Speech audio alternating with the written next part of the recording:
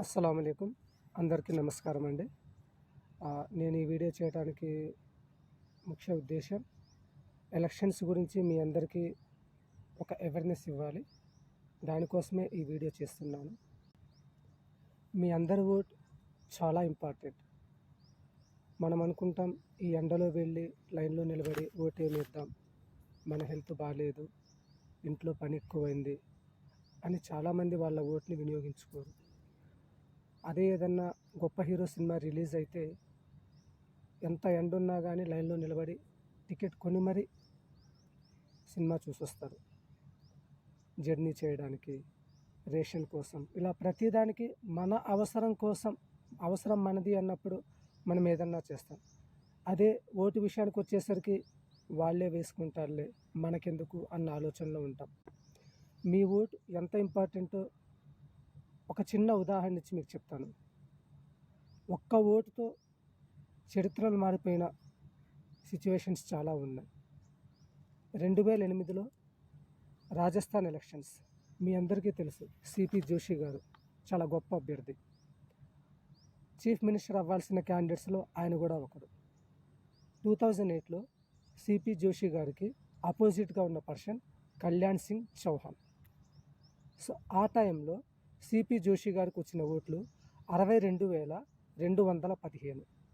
కళ్యాణ్ సింగ్ చౌహాన్ గారికి వచ్చిన ఓట్లు 62,216. ఒక్క ఓటు తేడాతో సిపి జోషి గారు ఓడిపోయారు.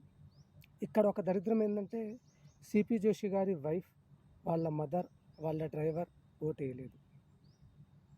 ఇంకోటి 2004లో కర్ణాటక ఎలక్షన్స్ అప్పుడు ఏఆర్ కృష్ణమూర్తి గారు, ఆయనకు అపోజిట్లో ఉన్న అభ్యర్థి ధ్రువ నారాయణ గారు. ఏఆర్ కృష్ణమూర్తి గారు జేడిఎస్ నుంచి, ధ్రువ నారాయణ గారు కాంగ్రెస్ నుంచి ఉన్నారు. సో ఏఆర్ కృష్ణమూర్తి గారికి 40,751 ఓట్లు వస్తే ధ్రువ నారాయణ గారికి 40,752 ఓట్లు వచ్చాయి. ఒక్క ఓటు తేడాతో ఏఆర్ కృష్ణమూర్తి గారు ఓడిపోయారు.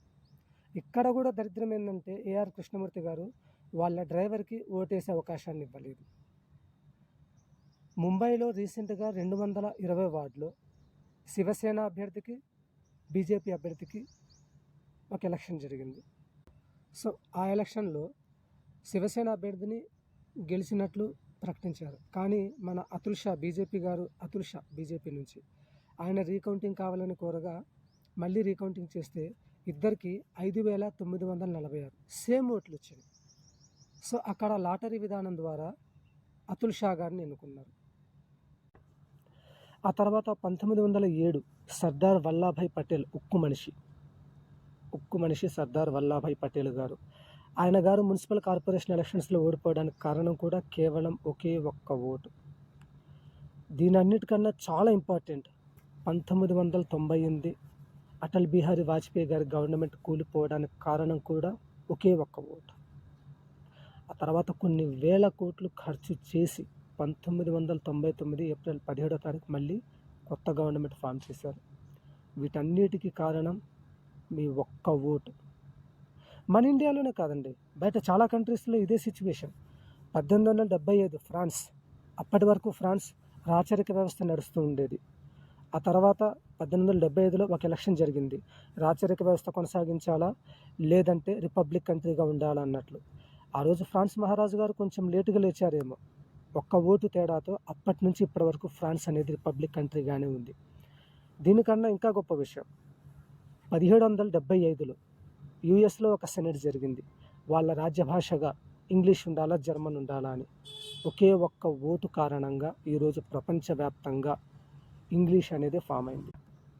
మళ్ళీ అదే యుఎస్ సెనెట్ 1845లో ఒక తీర్మానం చేసింది. అక్కడ ఒక ఎలక్షన్ జరిగింది.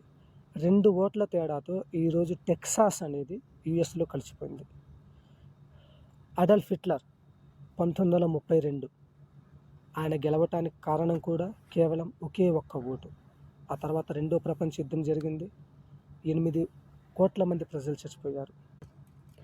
ఇదే కాకుండా 1800 సంవత్సరంలో జెఫర్సన్, 1824లో ఆండ్రూ జాక్సన్, 1876లో శామ్యుయల్ టిల్డ్, వీళ్ళందరికీ గెలవటానికి, వీళ్ళందరూ ప్రెసిడెంట్స్ అవ్వడానికి కారణం కూడా ఒకే ఒక్క ఓటు.